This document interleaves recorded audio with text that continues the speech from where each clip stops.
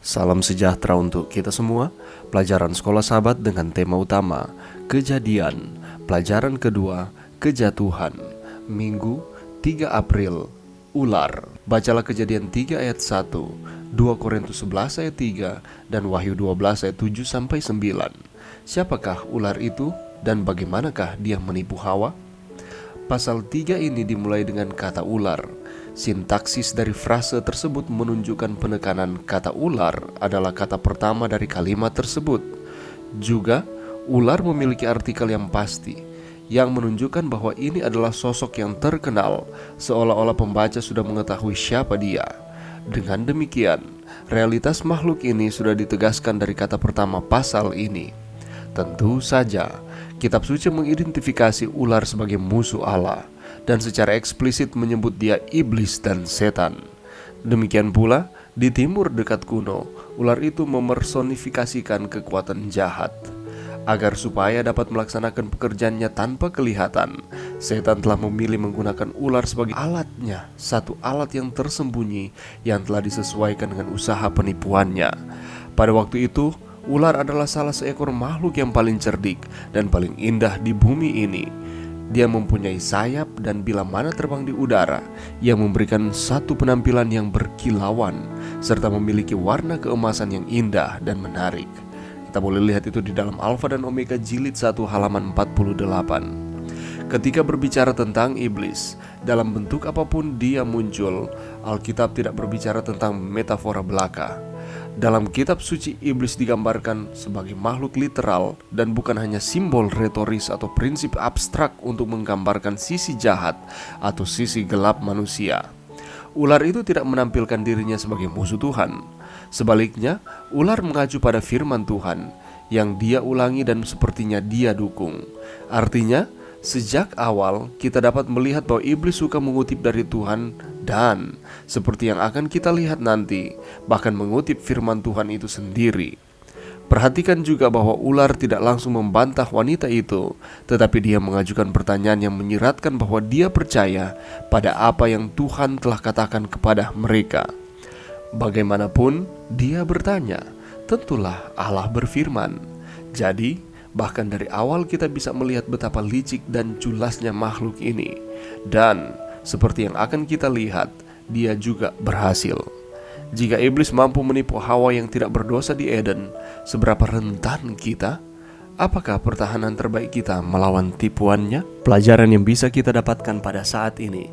Pada kesempatan ini mari kita melihat beberapa pandangan terkait dengan siapa ular itu. Seorang penulis Yahudi berpendapat bahwa menurut legenda rabbinik, ular dalam keadaan aslinya memiliki kekuatan bicara dan kekuatan intelektualnya melebihi semua hewan yang lain. Di sisi lain, ada yang menyatakan bahwa dia adalah alat setan, penuduh, penipu ulung. Dan bagaimanapun mungkin lebih lanjut berpendapat dan dengan beberapa alasan menyatakan bahwa ular adalah simbol dari dua konsep yang berlawanan. Dalam suatu kasus itu mewakili orang fasik dan di sisi yang lain dapat menyelamatkan dari dosa dan akibat-akibatnya. Contohnya Musa meninggikan ular di padang gurun. Demikian pula anak manusia itu harus ditinggikan di dalam Yohanes 3 ayat 14. Di sana dikatakan seperti itu. Di dalam perjanjian baru di sisi lain memberikan bukti yang jelas bahwa setanlah yang menyebabkan kejatuhan Adam dan Hawa. Kitab suci menyatakan bahwa ular itu menipu Hawa dengan kelicikannya di dalam 2 Korintus 11 ayat 3. Di dalam ayat 14 di sana dikatakan setan sebagai malaikat terang. Di dalam Wahyu 12 ayat 9 mengatakan ular tua itu disebut iblis dan setan. Di dalam Yohanes 8 ayat 44 menyatakan bahwa iblis itu adalah pendusta dan bapa dari segala pendusta. Hampir di seluruh timur, ular digunakan sebagai lambang prinsip jahat, semangat ketidaktaatan dan keselarasan. Dan dalam alfabet Mesir, ular melambangkan kehalusan dan kelicikan, nafsu dan kenikmatan dunia. Bagaimana dengan kutipan Roh Nubuat? Kalau kita membaca di dalam Para Nabi dan Bapa jilid 1 halaman 44, kita akan menemukan bahwa agar supaya dapat melaksanakan pekerjaannya tanpa kelihatan, setan telah memilih menggunakan ular sebagai alatnya. Satu alat yang tersembunyi yang telah disesuaikan dengan usaha penipuannya. Mengapa?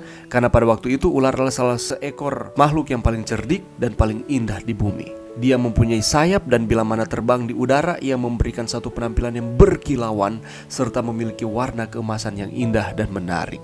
Itulah sebabnya dia adalah pusat perhatian sehingga setan menggunakan ular ini untuk menggoda Hawa. Kalau kita membaca di dalam The Spirit of Prophecy volume 1 halaman 35, dikatakan seperti ini. Satan assumes the form of a serpent and enters Eden. Setan mengambil bentuk ular dan memasuki Eden. Dan di bagian bawahnya di sana dikatakan Satan entered into the serpent. Dengan kata lain, setan masuk ke dalam ular. Atau dengan arti yang lain adalah setan menggunakan ular ini. Alfa Omega jilid 1 halaman 48 di sana dikatakan agar supaya dapat melaksanakan pekerjaannya tanpa kelihatan, setan telah memilih menggunakan ular sebagai alatnya, satu alat yang tersembunyi yang telah disesuaikan dengan usaha penipuannya. Pelajaran bagi kita pada saat ini adalah, jika iblis mampu menipu Hawa yang tidak berdosa di Eden, bagaimana dengan kita? Apakah pertahanan terbaik kita untuk melawan akan tipuannya? Karena tipuannya itu akan disesuaikan dengan kelemahan-kelemahan kita, dan dia mengetahui kelemahan kita. Apa yang harus kita lakukan? Mari kita tetap setia berpegang teguh kepada Tuhan. Iblis menyodorkan akan tawaran-tawaran godaannya, tetapi apabila kita setia kepada Tuhan, walaupun dengan berbagai cara, metode yang dia gunakan, kita akan mengalami kemenangan di dalam Tuhan dan kita akan menolak setiap godaan iblis.